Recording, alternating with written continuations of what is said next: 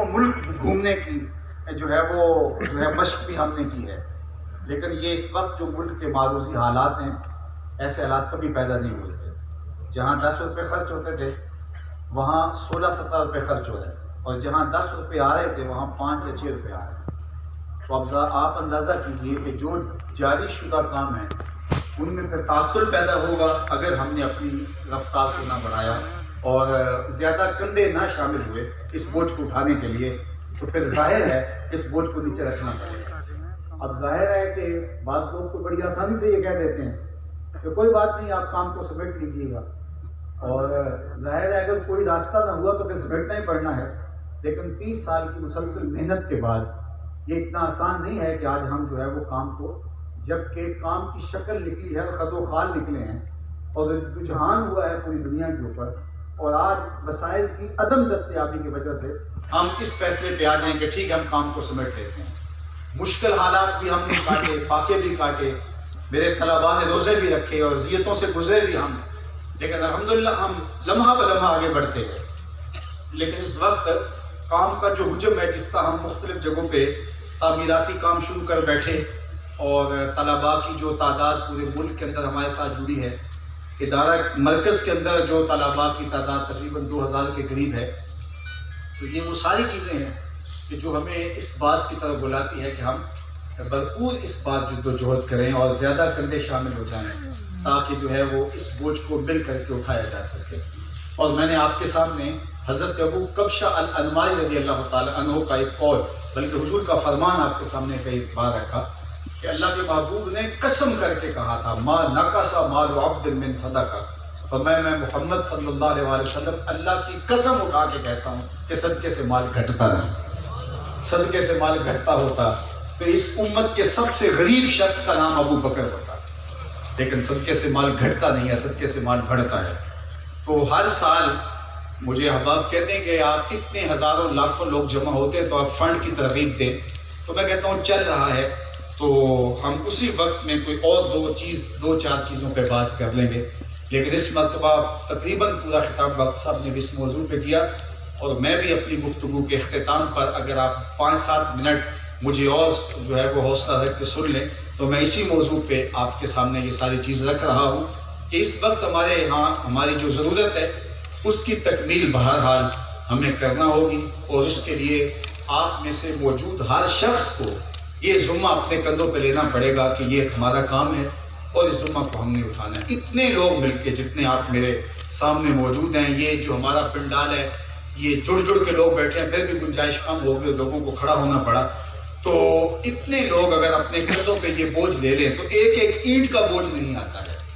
لیکن اگر میں اور آپ سمجھیں کہ ٹھیک ہے ایک آدمی یا 2 آدمی جو ہے وہ ہر حلقے سے اس ذمہ داری کا احساس کرے اور باقی بس ٹھیک ہے،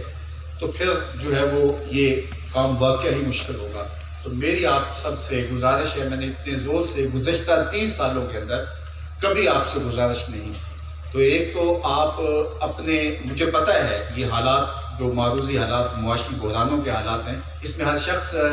جو ہے وہ ایک اسرت کی صورتحال سے دو چار ہے۔ میں ان لوگوں سے مخاطب نہیں ہوں جن لوگوں کو گھر کا چولہا جلانا بھی مشکل ہو رہا ہے، ظاہر ہے ان سے تو میں اگر کہوں تو یہ زیادتی ہوگی۔ ان سے کہوں گا اپنے لیے بھی اور ادارے کے لیے بھی دعاؤں کا تسلسل رکھیں، اس ملک کے لیے بھی دعاؤں کا تسلسل رکھیں تاکہ یہ ملک معاشی بحران سے نکل پائے۔ اور سورہ الواقعہ کی تلاوت یہ جتنے لوگ ہیں، سب سے پہلا کام تو میں آپ سے کہوں گا کہ جو قرآن مجید صحیح تلفظ کے ساتھ پڑھ سکتا ہے وہ روزانہ ایک مرتبہ اس ادارے کی معاشی خوشحالی کے لیے، اس ملک کی معاشی خوشحالی کے لیے اور اپنی معاشی خوشحالی کے لیے ایک مرتبہ سورہ واقعہ ضرور پڑھے۔ سورہ واقعہ کھڑا کر دیتی ہے۔ حضرت عثمان غنی رضی اللہ تعالیٰ عنہ حضرت عبداللہ ابن مسعود کے پاس آئے، اور وہ اس وقت آخری ان کی سانسیں چل رہی تھی، نزا کا سا عالم تھا، تو انہوں نے ان کا حال پوچھا اور پھر اشرفیوں کی کچھ تھیلیاں ان کو پیش کی اور کہا کہ حضرت یہ رکھ لیجئے۔ تو کہا کہ میں تو جا رہا ہوں تو میں نے کیا کرنی ہے اشرفی؟ تو کہا کہ آپ کی بیٹیاں ہیں آپ کے بعد ان کے کام آ جائیں گے۔ حضرت عثمان غنی نے فرمایا کہ میری بیٹیوں کے لیے آپ فکر مند نہیں ہوں گے، اس لیے کہ میری بیٹیوں کے پاس سورہ واقعہ موجود ہے۔ اور میں نے خود حضور سے سنا ہے کہ سودہ واقعہ ہو تو پھر کسی چیز کی کمی نہیں ہوتی. تو سب سے پہلا کام ہم نے یہ کرنا ہے کہ میں آپ سب سے گزارش کرتا ہوں، اتنے لوگ اگر آج رات کو سورہ واقعہ پڑھ دیں گے مرکز کی خوشحالی کے لیے، اپنی آپ کو حصہ ملے گا اس سے، تو میں اس سے کل ہی جو ہے وہ بدلے ہوئے حالات دیکھنا شروع کر دوں گا انشاءاللہ. تو میں کیا یہ توقع رکھ سکتا ہوں کہ اتنے لوگ مرکز کے ان معاشی بحرانی حالت کے اندر سورہ واقعہ کی تلاوت کریں گے. اللہ آپ کو جزائے خیر عطا فرمائے. اور دوسری ایک اور بات میں کرنا چاہتا ہوں، اور وہ یہ کہ اللہ نے مجھے جو توفیق دی ہے، وہ 10 روپے ہوں یا 50 روپے، میں ہر ماہ مرکز کی خدمت کرتا ہوں اور آپ بھی کرتے ہیں. تبھی تو یہ نظم چل رہا ہے. اللہ نے کسی کو زیادہ توفیق دی ہے، کسی کو تھوڑی توفیق دی ہے. لیکن میں سوچتا ہوں کہ میں زندگی میں مرکز کی سب سے زیادہ خدمت اور جو ہے وہ ڈونیشن کہہ لیجیے کب کی، تو مجھے 2017 کا سال یاد آتا ہے. جب میں نے گاؤں والا مکان فروخت کیا تو وہ 20 لاکھ کے اندر فروخت کیا، تو میں نے 10 لاکھ جو ہے وہ مرکز کو ڈونیٹ کیا تھا. اور میری زندگی کی جو ہے وہ سب سے بڑی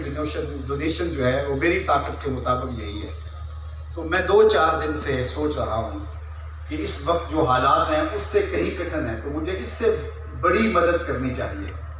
تو میں پھر سوچ رہا تھا کہ اس وقت تو میرے پاس یہ ایک تھا، تو اب میں کیا کروں. لیکن میں نے طے کر دیا، پوری منصوبہ بندی کر لی ہے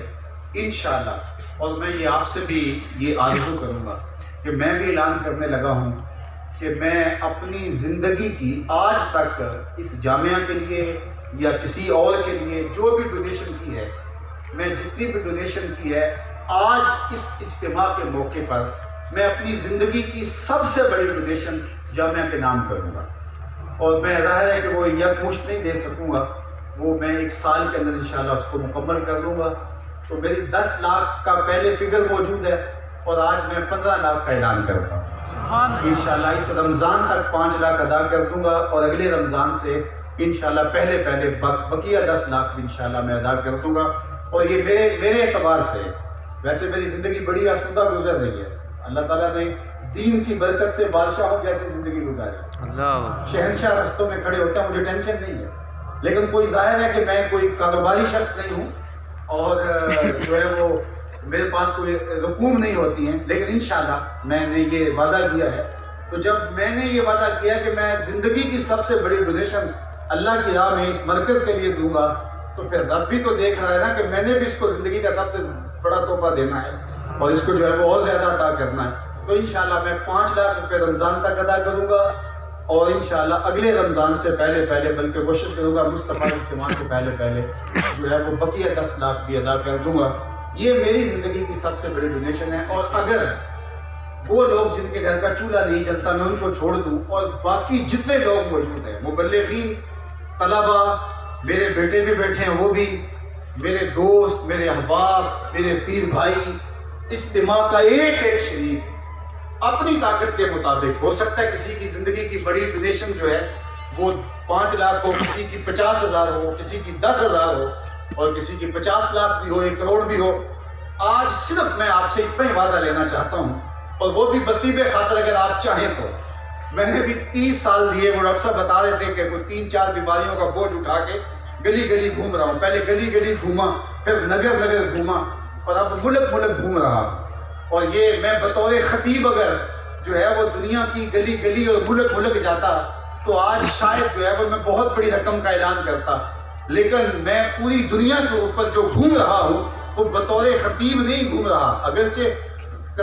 کام خطابت کا ہی ہے، بطور ادارۃ المصطفیٰ کے امیر کے میں پوری دنیا کے اوپر گھوم رہا ہوں. اور میری ساری جد و جہد اور ساری توجہات کا مرکز ہے کہ یہ کام جلدی پائے تکمیل تک پہنچی. اور قطرے سے انشاءاللہ یہ جو آپ نے دیکھا، اگر لوگوں کی زندگیاں گزر جاتی ہیں تو اتنا کچھ نہیں بنتا، لیکن اللہ تعالیٰ نے یہ بنا دیا، یہ آپ لوگوں کی محبت کا نتیجہ ہے. لیکن آج میں آپ سے جو میرے ساتھ آپ محبت کرتے ہیں، مبلغین کو پہلے، اپنی اولاد کو پہلے رکھوں گا، اور اپنی روحانی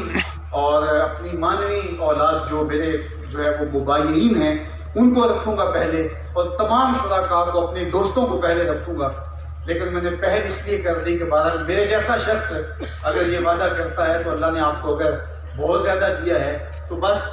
وہ آپ کی زندگی کی سب سے بڑی ڈونیشن 5,000 بھی ہو سکتی ہے، 5 کروڑ بھی ہو سکتی ہے. میں صرف آپ سے 3 سیکنڈ میں ہاتھ کھڑا کروانا ہے اور پھر آپ فوراً جو ہے وہ نیچے کر لیجیے گا.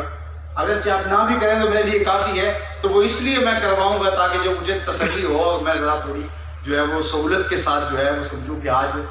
اگر یہ ارادہ آپ پختہ کر لیتے ہیں تو میں آج ہی ہمارے مسائل انشاءاللہ پورے ہو جائیں گے. تو کیا میں اور آپ یہ ارادہ کرتے ہیں کہ اپنی زندگی کی سب سے بڑی ڈونیشن اس سال مرکز کو دیں گے؟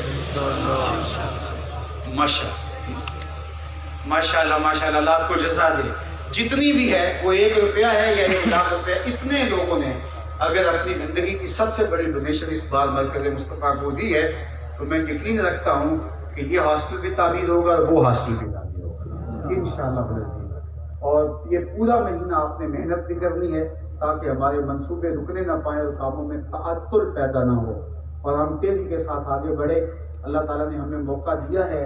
اور اب راستے بنے ہیں، خد و خال نکلے ہیں. انشاءاللہ آنے والا وقت جو ہے وہ بہتریوں کی ضمانت بن کے ہم طلوع ہوگا. اللہ مجھے آپ کو اپنی رحمت و کرم نوازیوں کے حصار میں دے. سلام سے پہلے توبہ